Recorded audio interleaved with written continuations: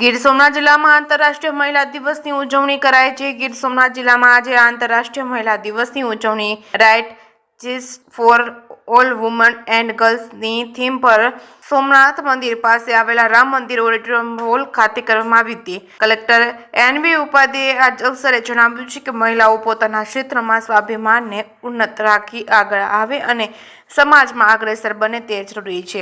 આજે પણ દૂરદરાજના ક્ષેત્રોમાં રહેતી મહિલાઓ તેમને મળતા અધિકારીઓ અને તકોની પરિચિત નથી, ત્યારે આવી મહિલાઓ તેમના અધિકારોથી જાગૃત અને વાકેફ બને તે સમયની માંગ છે।